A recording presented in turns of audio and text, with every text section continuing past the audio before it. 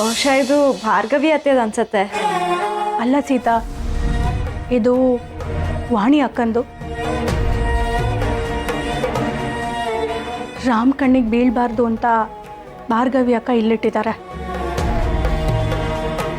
ಚಿಕ್ಕಿ, ರಾಮ್ ಇದನ್ನ ನೋಡಿದ್ರೆ ತುಂಬಾ ಖುಷಿ ಪಡ್ತಾರೆ, ಅವ್ರಿಗೆ ತೋರ್ಸೋಣ. ಬೇಡ ಸೀತಾ. ಇದು ರಾಮ್ ತಾಯಿದು, ನನ್ನ ಅತ್ತೆದಲ್ವಾ ಚಿಕ್ಕಿ. ಎಷ್ಟು ಚೆನ್ನಾಗಿದೆ ನೋಡಿ. ಇದು ಇದೇ ಥರ ಧೂಳಲ್ಲಿ ಇರಬೇಕಾ? ರಾಮತ್ರ ಅವ್ರ ತಾಯಿದು ಅಂತ ಯಾವ ವಸ್ತು ನೆನಪು ಯಾವುದೂ ಇಲ್ಲ. ಇದನ್ನು ನಾವು ಜೋಪಾನವಾಗಿ ಇಟ್ಕೋತೀವಿ.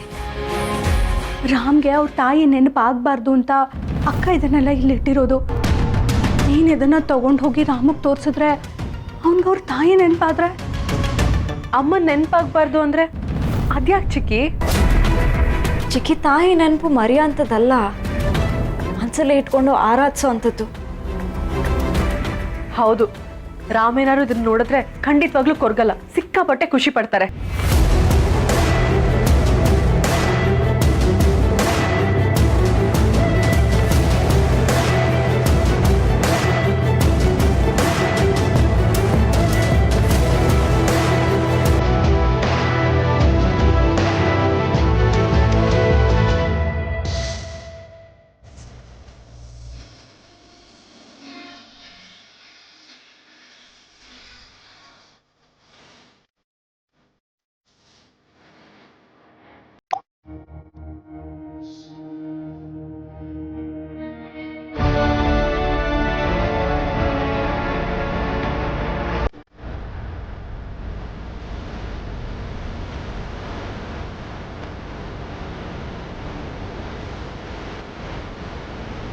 ಇದನ್ನ ರಾಮಗ್ ತೋರಿಸಿದ್ರೆ ಅವ್ರು ತುಂಬಾ ಖುಷಿ ಪಡ್ತಾರೆ.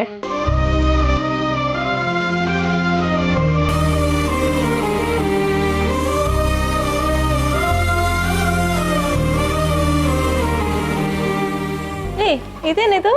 ಇದೇನಿದು ಇಷ್ಟು ದೊಡ್ಡ ಬಾಕ್ಸು? ಬೀಗ ಬೇರೆ ಹಾಕಿದ್ದಾರೆ. ಚಿಕ್ಕಿ, ಇದ್ರ ಕೀ ಇದೆಯಾ ಕೊಡಿ, ಇದನ್ನ ತೆಗಿಯೋಣ. ಸೀತಾ ಪ್ಲೀಸ್ ಇದನ್ನು ಮಾತ್ರ ಓಪನ್ ಮಾಡಬೇಡ. ಯಾಕೆ ಚಿಕ್ಕಿ? ಇದು ವಾಣಿ ಅಕ್ಕ ಇಂದ್ರ ಭಾವನ್ ನೆನಪು. ಇದನ್ನ ಭಾರ್ಗವಿ ಅಕ್ಕ ಯಾರಿಗೂ ಓಪನ್ ಮಾಡೋದಕ್ಕೆ ಬಿಡೋದಿಲ್ಲ. ಇದು ಯಾರ ಕಣ್ಗೂ ಬೀಳಬಾರ್ದು ಅಂತಾನೆ ಅಕ್ಕ ಇಲ್ಲಿಟ್ಟಿರೋದು. ಪ್ಲೀಸ್ ಸೀತಾ, ಇದನ್ನ ಮಾತ್ರ ಓಪನ್ ಮಾಡಬೇಡ. ಅಲ್ಲ ಚಿಕ್ಕಿ, ಇದನ್ನ ಯಾಕೆ ನಾ? ಸೀತಾ ಪ್ಲೀಸ್.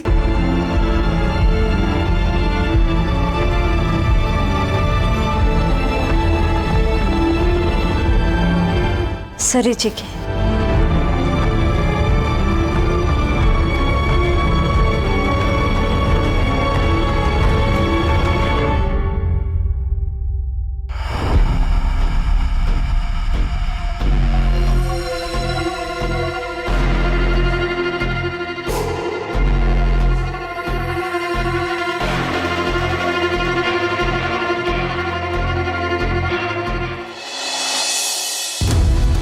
ಹುಷಾರು. ಸಾರಿ ಸಾರಿ ಅಪ್ಪಾಜಿ. ಎಲ್ಲ ಸರಿ ಆಯ್ತು ಅನ್ನೋದ್ರೊಳಗೆ ವಕ್ಕರ್ಸ್ಕೊಂಡು ಎಲ್ಲರ ನೆಮ್ಮದಿನೂ ಹಾಳು ಮಾಡ್ತಾ ಇದ್ದೀಯ. ಸಾರಿ ಹೇಳ್ಬಿಟ್ರೆ ನೀನು ಮಾಡಿರೋ ತಪ್ಪೆಲ್ಲ ಸರಿ ಹೋಗ್ಬಿಡ್ತಿದ್ದೇನು? ಎಲ್ಲ ನನ್ನ ಪ್ರಾರಬ್ಧ ಕಣ. ಮೊದಲು ಇವನು ಇಲ್ಲಿಂದ ಕರ್ಕೊಂಡೋಗು. ನನ್ನ ಕಣ್ಣೆದುರಿಗೆ ನನ್ನ ಮೈಯೆಲ್ಲ ಕುರಿತು. ತಾತ ಪ್ಲೀಸ್ ಆಗಲ್ಲ, ಮಾತಾಬೇಡಿ. ಚಿಕ್ಕಪ್ಪನ ಎಷ್ಟು ಅಂತ ದ್ವೇಷ ಮಾಡ್ತೀರಾ? ತಾತ ಇವರು ನಿಮ್ಮ ಮಗನೇ, ಆಗಿದಾಗೋಯ್ತು, ಅದನ್ನ ಬಿಟ್ಟು ಮೂವ್ ಆನ್ ಆಗೋಣ ಪ್ಲೀಸ್. ಎಲ್ಲಕ್ಕಿಂತ ದೊಡ್ಡ ನಷ್ಟ ಇರೋದು ನಿನಗೆ ಇವನಿಂದ. ನಿನ್ನ ತಾಯಿ ಪ್ರೀತಿನ ಕಿತ್ಕೊಂಡು ಪುಣ್ಯಾತ್ಮ ಕಣೋ ಇವನು.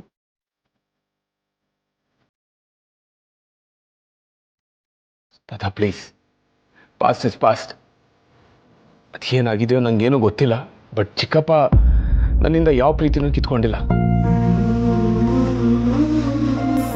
ಸತ್ಯ ಚಿಕ್ಕಪ್ಪ ನನ್ನ ತುಂಬ ಪ್ರೀತಿಸ್ತಾರೆ, ನನಗಷ್ಟೇ ಸಾಕು.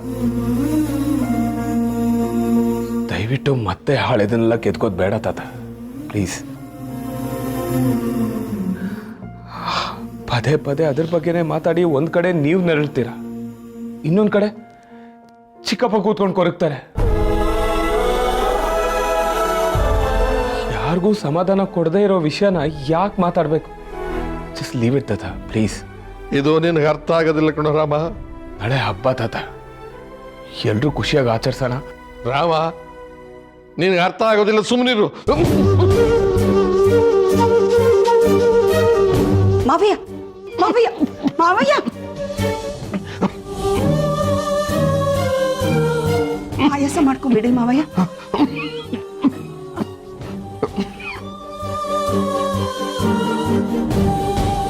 ಮಾವಯ್ಯ ಆಯಾಸ ಮಾಡ್ಕೋಬಿಡಿ.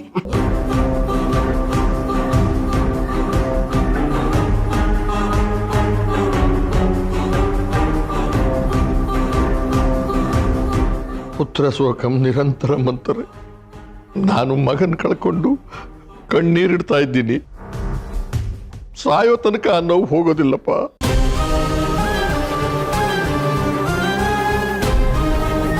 ಆದ್ರೆ ಈ ನೋವಿಗೆ ಇವನು ಇನ್ನಷ್ಟು ನೋವು ಸೇರಿಸ್ತಾ ಇದ್ದಾನೆ. ಇವನಿಂದ ಸೊಸೆಯನ್ನು ಕಳ್ಕೊಂಡಿದ್ದೀನಿ. ಇಂಥವನು ನಾನು ಈ ಜನ್ಮದಲ್ಲಿ ಕ್ಷಮಿಸಕ್ಕೆ ಸಾಧ್ಯವೇ ಇಲ್ಲ.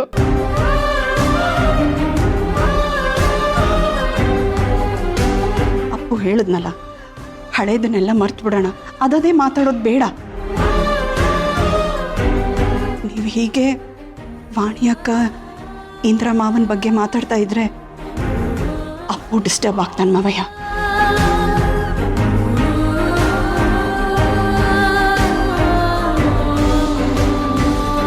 ರಾಮ, ನನ್ನ ಮಗ ಅನ್ಸ್ಕೊಂಡ್ರೆ ಇವನು ಮಾಡಿರೋ ತಪ್ಪನ್ನ ಮರೆಯಕ್ಕಾಗೋದಿಲ್ಲ. ಯಾವತ್ತೂ ಕ್ಷಮಿಸೋದಕ್ಕೂ ಸಾಧ್ಯ ಇಲ್ಲ.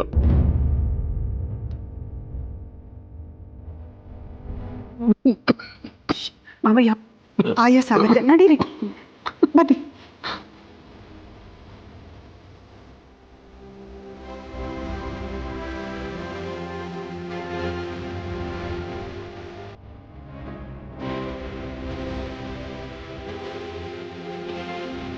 ಮಗ ಏನಾಯ್ತು? ಗೊತ್ತಿದೆ ಅಲ್ವಲ್ಲ, ತಾತ ಮತ್ತೆ ಚಿಕ್ಕಪ್ಪನ ರೆಗ್ಯುಲರ್ ಸಮಸ್ಯೆ.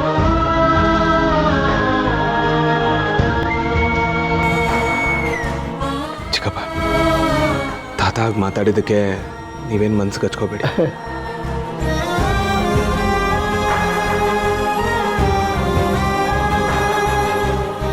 ತಾತ ನೋವಲ್ಲಿ ಏನೇನೋ ಮಾತಾಡ್ಬಿಟ್ಟಿರ್ತಾರೆ. ನಾನು ನೋವಿದೆ ರಾಮ, ಆದರೆ ನನ್ನ ಯಾರ ಹತ್ರ ಹೇಳ್ಕೊಳ್ಳಿ ನಾನು.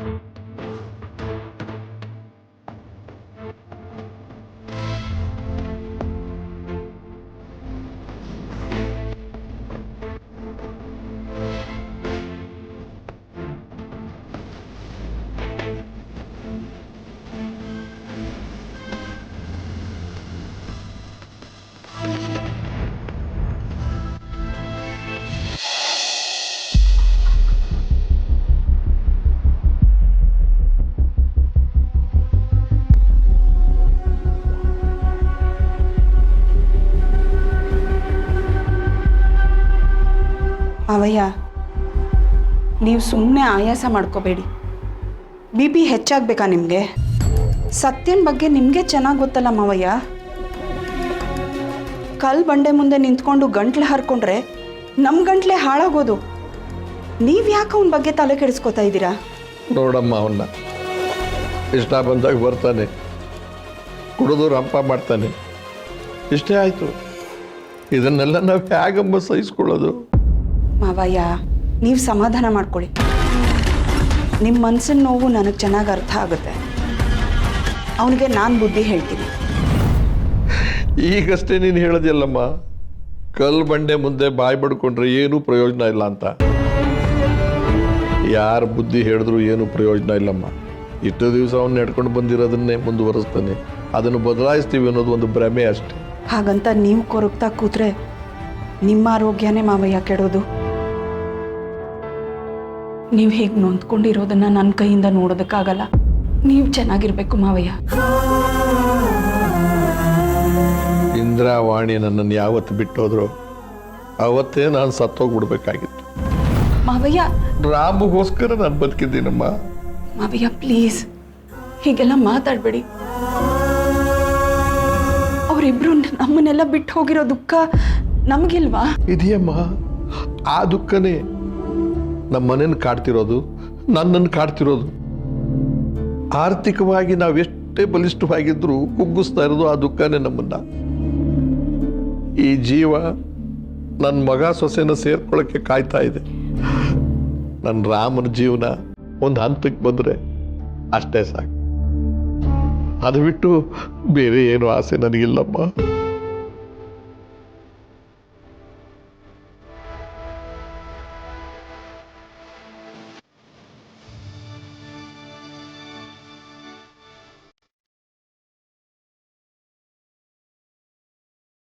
ಏನಂದ್ರಿ ಮಾವಯ್ಯ, ನಿಮ್ಮ ರಾಮನ್ ಜೀವನ ಸೆಟ್ಲ್ ಆಗಬೇಕಾ? Very sad mister Desai.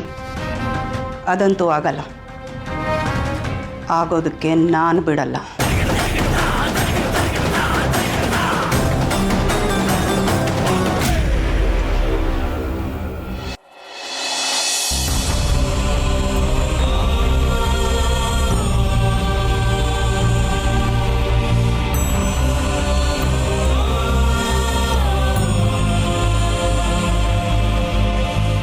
ಏನಾಯ್ತು ರಾಮ್? ಗೊತ್ತಿಲ್ಲ ಸೀತಾ. ನಮ್ಮ ಮದುವೆ ಆದಾಗ್ಲಿಂದನೂ ಚಿಕ್ಕಪ್ಪ ಫಾರ್ಮ್ ಹೌಸಲ್ಲೇ ಹುಡ್ಕೋತಾ ಇದ್ದಾರೆ.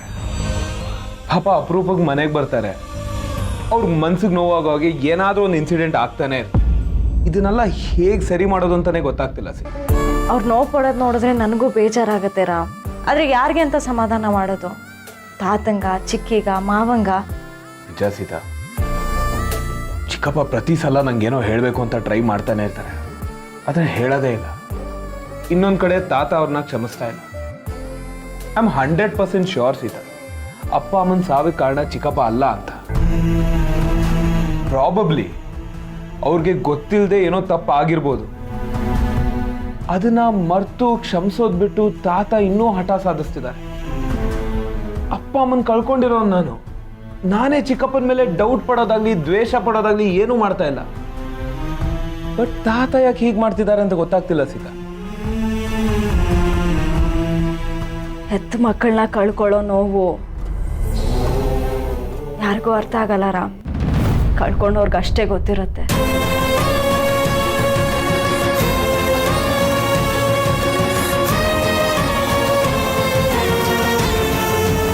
ಸೀತಾ, ಹೌದು ರಾಮ್, ನೀವು ನಿಮ್ಮ ಅಪ್ಪ ಅಮ್ಮನ ನೋಡಿಲ್ಲ. ಅವ್ರನ್ನ ಕಳ್ಕೊಂಡಿರೋ ನೋವು ನಿಮ್ಗಿದೆ. ಅವ್ರ ಎತ್ತದೇ ಚೆನ್ನಾಗಿರ್ತಿತ್ತು ಅನ್ನೋ ಕನ್ಸನೂ ಇದೆ. ಆದರೆ ತಾತಂಗೆ ಹಂಗಲ್ಲ. ಮಾವ ಅವ್ರ ಸ್ವಂತ ಮಗ, ಅವರೇ ಬೆಳೆಸಿದ ಮಗ. ಭಾಳ ಬದುಕಬೇಕಾಗಿರೋ ವಯಸ್ಸಲ್ಲಿ ಕಣ್ಮುಂದೆನೇ ಹೊರಟೋದ್ರೆ ಯಾರಿಗಾದ್ರೂ ನೋವಾಗತ್ತೆ ತಾನೆ. ಕಳ್ಕೊಂಡಂಥ ನೋವು ಸಾವಿಗಿಂತ ದೊಡ್ಡದು ರಾಮ್ ಅಲ್ವಾ? ಸೊ ಈ ವಿಷಯದಲ್ಲಿ ನಾವು ತಾತನ ಜಡ್ಜ್ ಮಾಡೋಕ್ಕಾಗೋದಿಲ್ಲ. ಅವ್ರ ಮನಸ್ಸಲ್ಲಿ ಅದೆಷ್ಟು ದೊಡ್ಡ ನೋವಿದೆಯೋ ಯಾರಿಗೆ ಗೊತ್ತು. ಐ ಅಗ್ರಿ ಸೀತಾ, ಬಟ್ ಚಿಕ್ಕಪ್ಪನ ಮನ್ಸೊಳಗೆ ಅವ್ರು ಎಷ್ಟು ನೋವು ತಿಂತಿರ್ಬೋದೇನೋ. ಇನ್ಫ್ಯಾಕ್ಟ್ ಚಿಕ್ಕಪ್ಪ ನನ್ನ ತಂದೆ ತಾಯಿನ ಅಣ್ಣ ಅತ್ತಿಗೆ ಅಂತ ಯಾವತ್ತೂ ಟ್ರೀಟೇ ಮಾಡಿಲ್ಲ. ಸ್ವಂತ ತಂದೆ ತಾಯಿ ಥರ ನೋಡ್ತಾರೆ ಅವ್ರನ್ನ. ಅದನ್ನ ಅವರೇ ನನಗೆ ಹೇಳಿದ್ದಾರೆ. ಅಪ್ಪ ಅಮ್ಮನ್ನೂ ಕಳ್ಕೊಂಡು ಇಲ್ಲದೆ ಇರೋ ಆಪಾದನೆನ ತಲೆ ಮೇಲೆ ಹೊತ್ಕೊಂಡು ಪಾಪ ಇನ್ನೆಷ್ಟು ನೋವು ತಿಂತಿದ್ದಾರೋ ಏನೋ.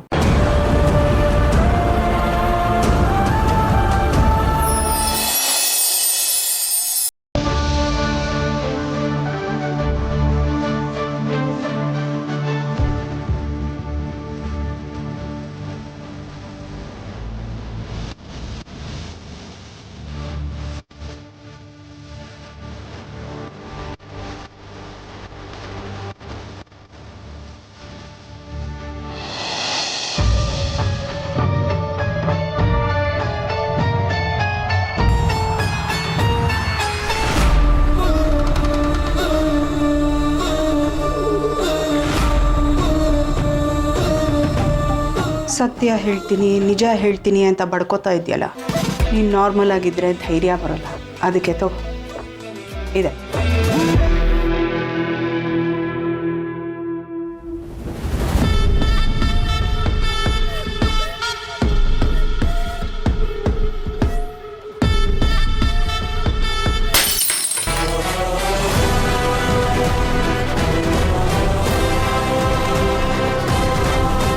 ಇದು ನೀನು ಭಾರ್ಗವಿ, ಸುಳ್ಳು ಅನ್ನೋ ಗಾಜಿನ ಕೋಟೆಯಲ್ಲಿ ಬದುಕ್ತಾ ಇರೋ ನೀನು.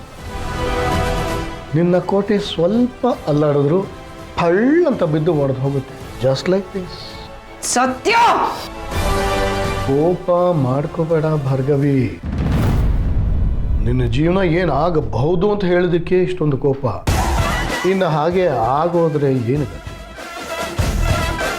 ಎಷ್ಟು ದಿನ ಅಂತ ಹೀಗೆ ಇರ್ತೀಯ? ಸುಳ್ಳನ್ನು ಸಿಂಗರಿಸ್ಕೊಂಡು ನೀನು ಎಷ್ಟೇ ಮೆರೆದ್ರು ಅದಕ್ಕೆ ಒಂದು ಅಂತ್ಯ ಅಂತ ಇರುತ್ತಲ್ವಾ? ಅಂತ್ಯ? ಯಾರಂತ್ಯ ಅಂತ ಕಾದು ನೋಡು ಸತ್ಯ. ಇಷ್ಟು ವರ್ಷನೇ ಕಾದಿದ್ದೀನಂತೆ, ಇನ್ನೊಂದು ಸ್ವಲ್ಪ ದಿನ ಕಾಯೋದು ದೊಡ್ಡದ? ಆದರೆ ಒಂದು ತಿಳ್ಕೊ, ಜೀವನ ಅನ್ನೋದು ಯುಗಾದಿ ಥರ, ಬೇವು ಬೆಲ್ಲ ಎರಡೂ ಇರುತ್ತೆ. ಇಷ್ಟು ವರ್ಷ ನಾನು ಬರೀ ಬೇವು ತಿನ್ಕೊಂಡೇ ಬಂದೆ, ಇನ್ನು ನಾನು ಸಿಹಿ ತಿನ್ನೋ ದಿನಗಳು ಶುರುವಾಗತ್ತೆ. Good luck. ಹೊಸ ಸಂವತ್ಸರಕ್ಕೆ ಎಲ್ಲ ಒಳ್ಳೆಯದಾಗತ್ತೆ. ನಾನು ಅಪ್ಪಾಜಿ ಹತ್ರ ಸತ್ಯ ಹೇಳೇ ಹೇಳ್ತೀನಿ. I am waiting. Challenge accepted. ಸತ್ಯ.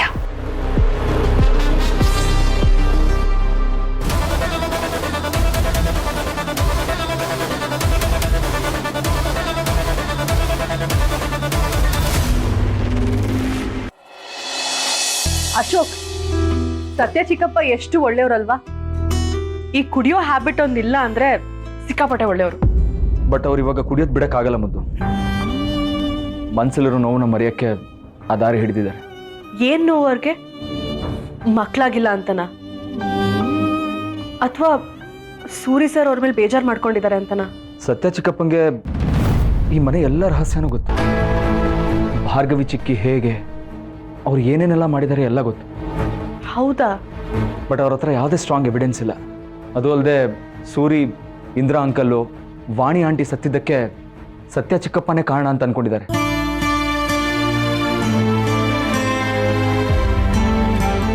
ಬಂದ್ರಪ್ಪ, ಬೇಗ ಬೇಗ ಮುಚ್ಚೋಣ. ರಾಮ್, ಒಂದ್ ನಿಮಿಷ ಕಣ್ಮುಚ್ಚಿ. ಯಾಕೆ? ಕಣ್ಮುಚ್ಚಿ. ಫಸ್ಟ್ ಹೇಳಿ. ಹೇಳ್ತೀನಿ, ಕಣ್ಮುಚ್ಚಿ. ಓಕೆ.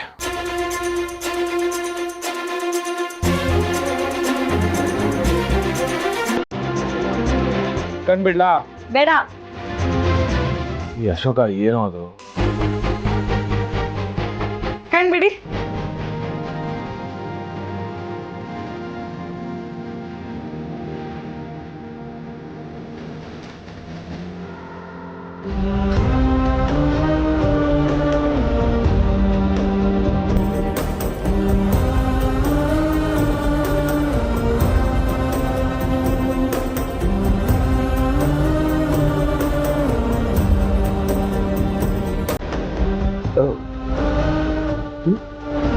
ನಿಮ್ ತಾಯಿ.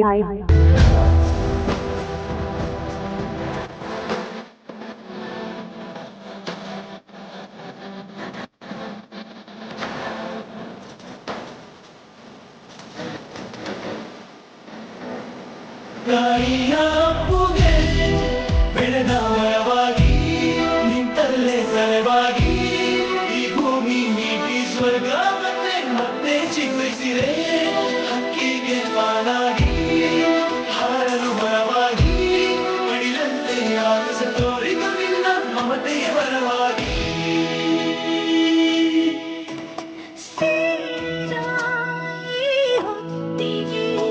ಕೈ ಬೆರನ ಆ ದೇವರಿಗೆ ಶರಣು.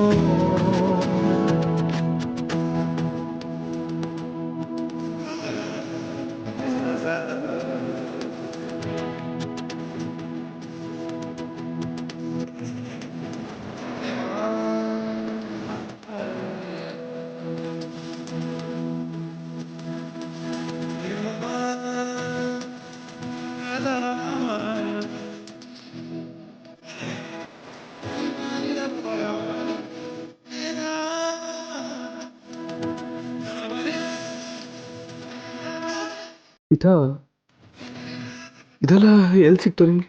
ಕ್ಲೀನ್ ಮಾಡಬೇಕಿದ್ರೆ ಸಿಕ್ತು. ನನ್ನ ಹತ್ರ ಅಮ್ಮಂದು ಅಂತ ಹೇಳ್ಕೊಳಕ್ಕೆ ಯಾವ ವಸ್ತುನೂ ಇಲ್ಲ ಸೀತಾ. ಈಗ ಸಿಕ್ಕಿದೆ.